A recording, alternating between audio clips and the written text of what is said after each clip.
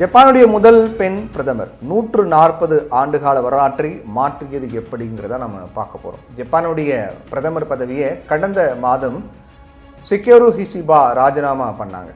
அதுக்கு பிறகு என்ன ஆகுதுன்னா புதிய பிரதமர் ரேஸில் சனா தகைச்சி இணைந்தாங்க. இவங்களுக்கு ஆதரவு அதிகரித்தது வழக்கத்தை விட ஒரு புதுசாக பார்க்கப்பட்டது. ஆதரவு அப்படிங்கிறது சனா தகைச்சிக்கு அதிகரித்த நிலையில் நாடாளுமன்றத்தில் கீழ் சபையில் நடந்த ஓட்டெடுப்பில் அவங்க பெரும்பான்மை பெற்றாங்க.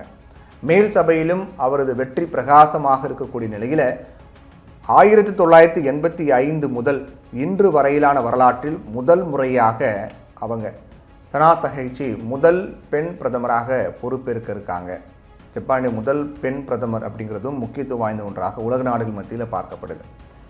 இவங்க அதாவது சனா தகைச்சி இருக்காங்க இல்லையா, இவங்க யார் அப்படின்னு பார்க்கும்போது ஜப்பான் நாட்டில் எல்டிபி என்னக்கூடிய லிபரல் டெமோக்ராட்டிக் கட்சியினுடைய ஆட்சி நடக்கிறது.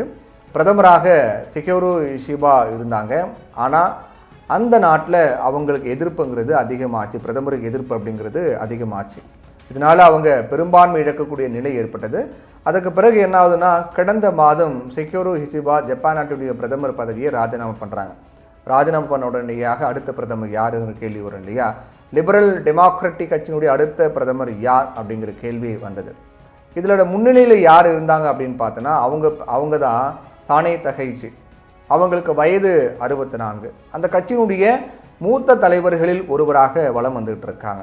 இவங்க கட்சியினுடைய தலைவராக தேர்வு செய்யப்பட்டாங்க. இதன் மூலமாக ஜப்பானுடைய அடுத்த பிரதமராக அவங்க முன்னிலைப்படுத்தப்பட்டாங்க. அந்த தருணத்தில் ஜப்பான் நாடாளுமன்றத்தினுடைய கீழ் சபையில் ஓட்டெடுப்பு நடந்தது. மொத்தம் 465 உறுப்பினர்கள் கொண்ட அந்த சபையில் சனா தகைச்சி 237 ஓட்டுகளை பெற்று வெற்றியடைந்தாங்க. அதுக்கு பிறகு மேலவை அப்படின்னு பார்க்கும்போது அவங்களுக்கான அந்த வெற்றிங்கிறது மிக மிக முக்கியமான ஒன்றாக பார்க்கப்படுகிறது. ஜப்பானுடைய 104வது பிரதமராக பொறுப்பேற்கிறாங்க. அது மட்டும் இல்லாமல் ஜப்பான் பிரதமராக முதல் பெண் அப்படிங்கிற பெருமையும் இவங்க பெறுறாங்க. 140 ஆண்டுகால வரலாற்றில் ஆண்களால் மட்டுமே பிரதமராக முடியும் அப்படிங்கிற எண்ணத்தை மாற்றியது தான் வரலாற்று சிறப்புமிக்க ஒரு நிகழ்வாக பார்க்கப்படுகிறது. ஏன்னா ஜப்பானை பொறுத்த வரைக்கும் பெண்களால் அரசியலில் உச்சபட்ச அதிகாரத்துக்கு வர முடியாத நிலை தான் இருந்துட்டு இருக்கு. இத்தனை ஆண்டு காலமாக 100 ஆண்டுகளுக்கு மேலாக இது வரைக்கும் ஆண் தலைவர்கள் தான் பிரதமராக இருந்து வந்துட்டு இருக்காங்க, பார்த்துக்கிட்டு இருக்கோம். இதனால சனா தகைச்சி புதிய வரலாற்றை ஜப்பான் அரசியலில் படைக்க இருக்காங்க. ஜப்பானுடைய இரும்பு பெண்மணி அப்படின்னு கூட இவங்க அழைக்கப்படுறாங்க. மறைந்த பிரிட்டன் பிரதமர் மார்கரெட் தாட்சரை தன்னுடைய ரோல் மாடலாக கொண்டவங்க தான் இவங்க கடந்த 1961ஆம் ஆண்டு பிறந்தாங்க. இவங்க இப்போது லிபரல் டெமோக்ராட்டிக் கட்சியினுடைய தலைவராக செயல்பட்டு வராங்க. இந்த பொறுப்பை ஏற்ற முதல் பெண்ணும் இவங்க தான். இந்த கட்சியினுடைய தலைவர் அப்படின்னு பொறுப்பை ஏற்ற முதல் பெண்ணும் இவங்க தான். ஜப்பானுடைய பிரதமர் அப்படின்னு ஆக்கக்கூடிய முதல் பெண்ணும் இவங்க தான். இவங்க கடந்த 1993 முதல் 2003ஆம் ஆண்டு வரையும், அதற்கு பிறகு 2005ஆம் ஆண்டும் ஜப்பான் நாடாளுமன்றத்தின் கீழ்சபை உறுப்பினராக இருந்தாங்க.